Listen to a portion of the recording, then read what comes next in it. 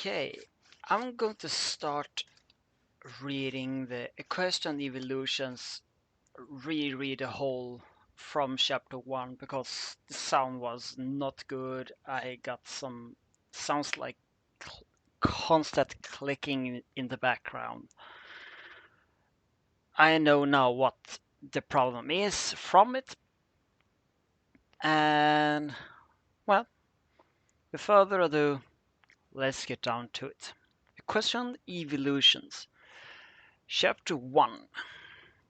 The polite thing to do. In us. Hey? That's how long I have been waiting for the seal to weaken. Or break. The humans locked me away for interfering with their world. It's all gone on down the hills for them since. They forgot the always. When humans and Pokemon would work together without confining my children with those damn balls. Hey. And the company I'm forced to keep have to been better. Oi! What? Nothing much. This infuriating demigod had joined me in this near black void that feels an eternity ago. I just had a marvelous idea. If I respond, will you avoid pestering me for 10 minutes? Maybe. I said, fine. This had to be better than his I spy idea. So, I've been thinking, since all I can really do around here, because someone won't talk to me, I thought I'd just come up with me and smashed a gauntlet into my snout, the rude thing. I turned my eyes. Still, it had some merit, I thought myself. How much longer do I have to wait for enough cows to build up to free me? I don't want to spend another eternity here, so I need a cunning plan. Get to the point, Discord. You're no fun. Honestly. First Shelly, now you, he grumbled. Fine, fine. I had a plan setting on things in motion to make my return even easier if they stone me again. And how does that involve me? Well, I'm going to use some of your children to do so. They won't actually be any of your children, just their identity. You swear you won't use any of them in your scheme? Cross my heart and all that nonsense. Then I see no problem with it. I reluctantly agreed. I hate to be the poor fool he ropes into this. Let the silence grow between us. You wouldn't have to still gone through with this if I denied you this, wouldn't you? Oh, most certainly. Then why bother asking? It's the only polite. Okay, that's chapter 1. It's so short, I'm going over to chapter 2 directly. Chapter 2. Who's afraid of a big bad wolf? What the hell? It's one of those new generation. Oh shit. Scatter! I ran. We all did. Barely remember anything from that first run, except the howling and the stench. God, did those things stink! But that's it. The next thing I know, I found fighting catch by breath, hiding in the hollow of some tree root. Once I calmed down enough, I did a quick check of my new body. 2 long narrow ears, check. 4 paws, check. Bushy tail, check. Brown fur, all there. Let me tell you, I was one happy Eevee, just being alive. In here, 2 more Eevees slid in the hollow with me. One was a couple inch taller and much wider around. The other had a grey and white fur instead. The of the normal brown and tan. They were also good friends of mine, Wilhelm and Omega respectively. They didn't notice me right away. What the hell were those things? Wilhelm patted. Things were made entirely out of wood. I watched two smack their heads on the root and dirt. So they grass types. What Pokemon do you know that looks like that are grass? I think they must be part of the newest gen. Omega looked back towards the entrance to our little bolt hole. You certainly don't look like anything I remember. We spent another hour waiting, listening into those things decided to come back. Yeah, no, Omega said at length.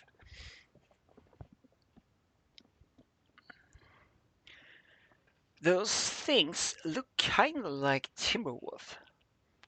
Both Wilhelm and I looked at him. Way too big to be Timberwolves. No, we're just too small. Guys, Wilhelm raised a paw. Be as it may, why would we even come across one, let alone three? Bad trip. Wilhelm stood up. Guys, we need at least stop you from any sort of trip, I shot back. Hey! Wilhelm interrupted. The fuck is a Timberwolf? Jamaica and I traded looks. The one that show you said you never watched? I began. With the ponies? He shuddered. Yeah, what about it? I think we may be in it.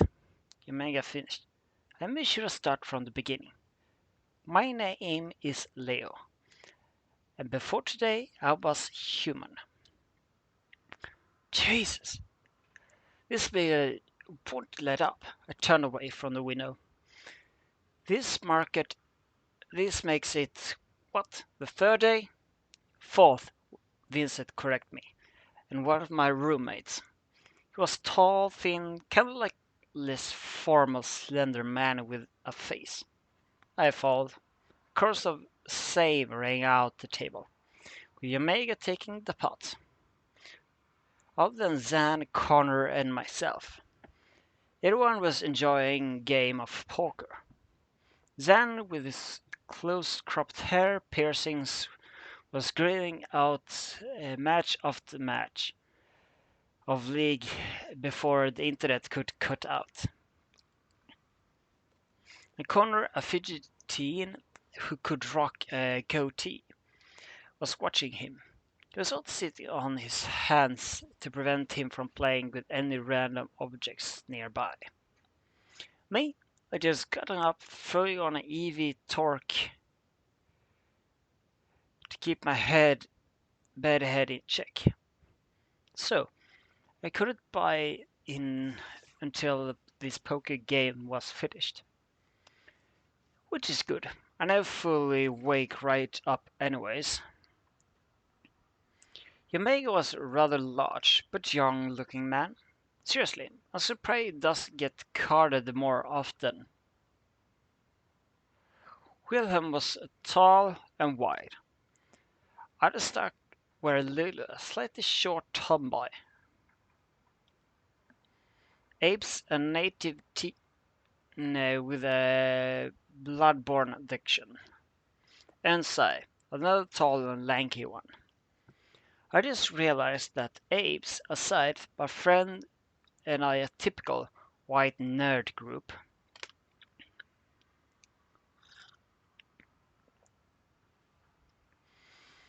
After the game has passed, then I bought in and properly woken up.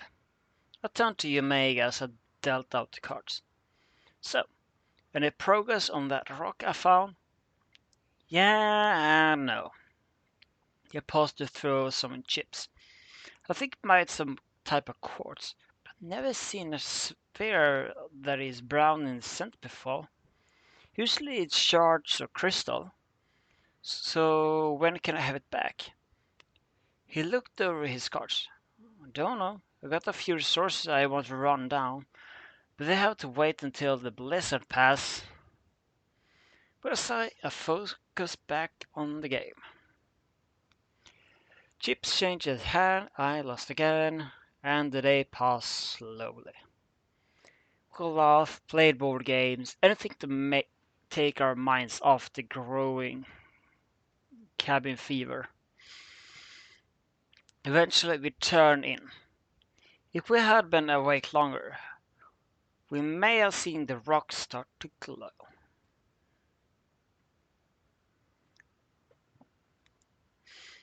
How the fuck can he sleep through this shit?